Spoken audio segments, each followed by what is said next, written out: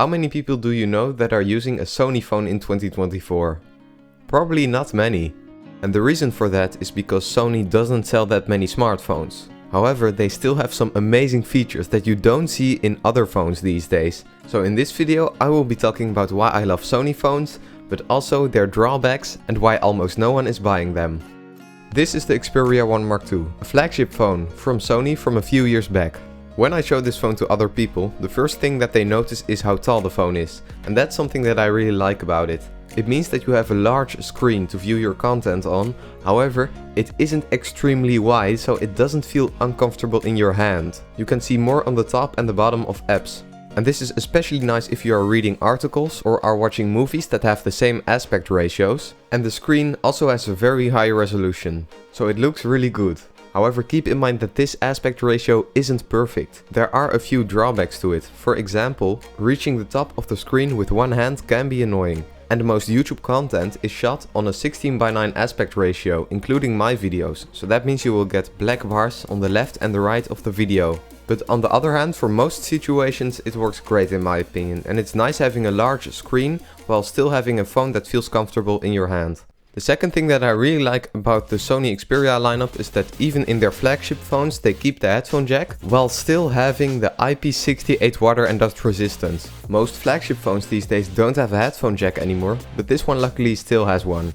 And it also has a removable SD and SIM card slot without needing the use for a tool. So just like a normal camera, I can quickly remove the micro SD card and put another one back in, and there is no need for any SIM ejector tool. And not every phone these days has a micro SD card slot anymore. Another thing that I really like about the Sony phones is the build quality and the design. In my opinion they look really nice and feel very well built. It has these flat sides which I really like the look of.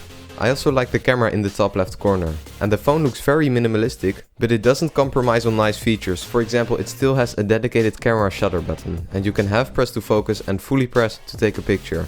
And I wish more phones had a dedicated camera button. On other phones that don't have a shutter button, I like to use the volume buttons as a shutter key. However, because this phone has a shutter button, you can use the volume keys for other things. For example, using volume as a zoom control. It also has a notification LED, so when you get a notification, a small light will turn on. And it can have different colors.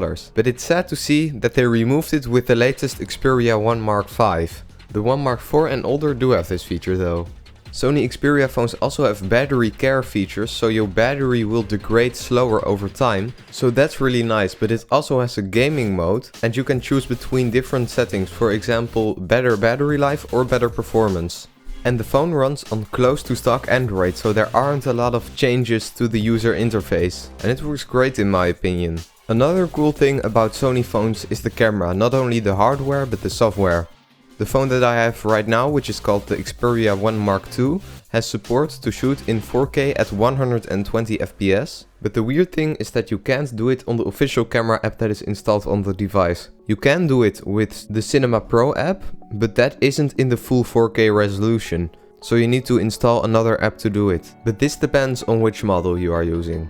It also has different camera apps, so a normal camera app but also a professional mode which kinda looks like the alpha camera, so you can adjust a lot of settings manually for photography, and that's nice. And it doesn't do a lot of overprocessing, so the images look natural. And this can be a good thing or a bad thing depending on what you prefer. And sometimes it can be a downside, for example in low light it's definitely not as good as other phones. So why don't more people buy Sony phones? Well, the short answer is that they are expensive. And when you buy a very expensive phone, you expect very good software support. But Sony only gives their phones 2 years of software updates, which is insane in my opinion. Most manufacturers these days give 5 or some even 7 years of software updates. And if you are paying 1400 euros for a phone, then you don't want it to stop getting updates after only 2 years. There aren't a lot of people who spend so much money on a phone, and if they do, then they want a phone that lasts for a very long period of time.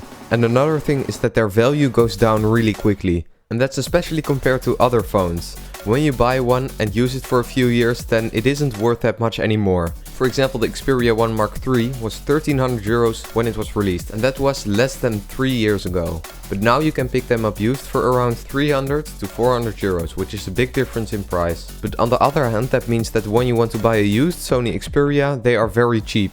But at least that's in my country, it depends on where you live. Sony also makes cheaper options like the Xperia 10 lineup, however they are definitely worse compared to the competition, even at that price point. But what do you think of Sony Xperia phones? Let me know in the comments down below, and thank you so much for watching.